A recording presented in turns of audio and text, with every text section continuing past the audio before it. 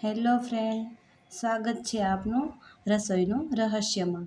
આજે આપણે બનાવીશું બટેકા પૌવા, જે ખાવામાં ખૂબ જ ટેસ્ટી અને સ્વાદિષ્ટ લાગશે અને તે નાસ્તામાં પણ લઈ જઈ શકાય.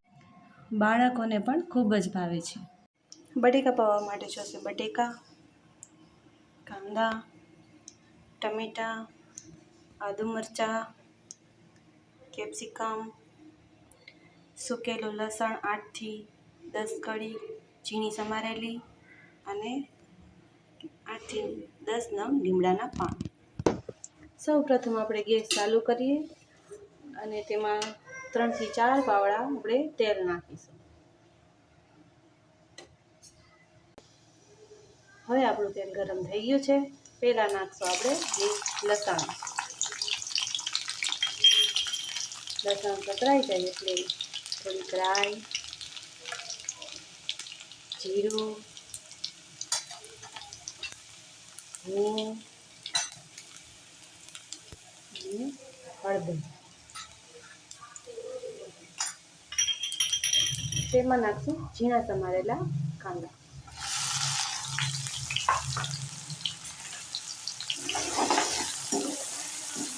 તેને આપણે સાતળી દઈશું. તમે જોઈ રહ્યા છો આપણા કાંદા સુકળાઈ ગયા છે. હવે એમાં નાખશું આદુ મરચાં ઝીણા સમારેલા,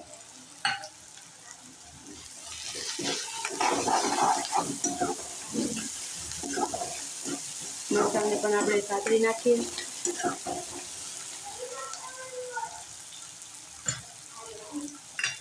8થી 10 લીમડાના પાન, ઝીણા સમારેલા ટમેટાં, તેને પણ આપણે સાંતળી નાખીએ.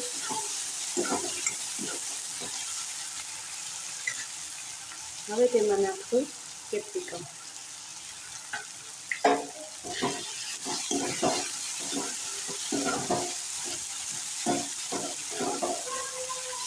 હવે આને 2 થી 3 મિનિટ માટે સાતળી નાખીએ. હવે સારી રીતે આપણે તળી ગયું છે શાક. હવે તેમાં નાખશું સ્વાદ અનુસાર મીઠું,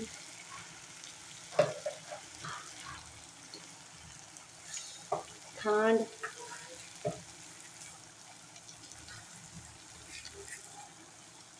હવે તેને આપણે હલાવવાનું.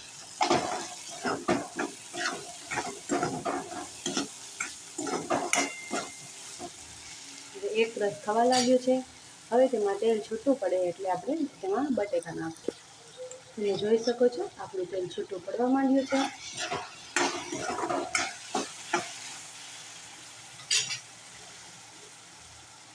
આ છે બાફેલા બટેકા જે ઝીણા સમારી લીધા છે. 1 ચમચી ધાણા જીરું પાવડર અને 1 ચમચી કાશ્મીરી લાલ મરચું કલર માટે.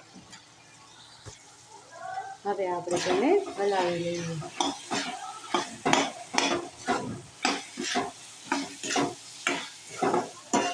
એક સરખું મિક્સ કરી નાખીએ.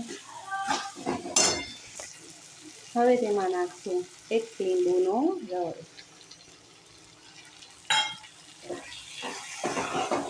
હવે સરસ રીતે આપણે બધું શાકભાજી ચડી ગયું છે. હવે આપણે તેમાં નાખશું પૌવા.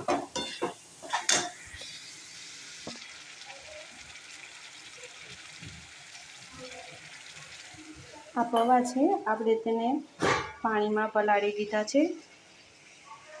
તે થોડા પોચા થઈ જાય એટલે તેને આપણે આમાં એડ કરવાના છે. હવે પૌવા એડ કરી દઈએ.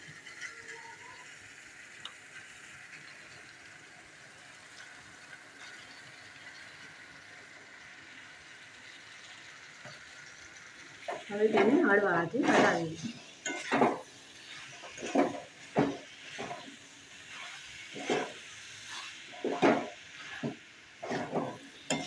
થઈ ગયા છે આપણા પૌવા.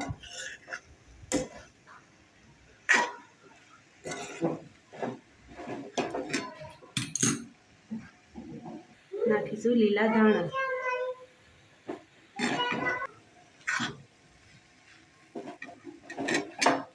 હવે આપણા બટેકા પૌવા રેડી થઈ ગયા છે. હવે સર્વ કરીએ. ગાર્નિશિંગ માટે ઝીણી સેવ અને લીલા ધાણા તૈયાર છે આપણા બટેકા પૌવા.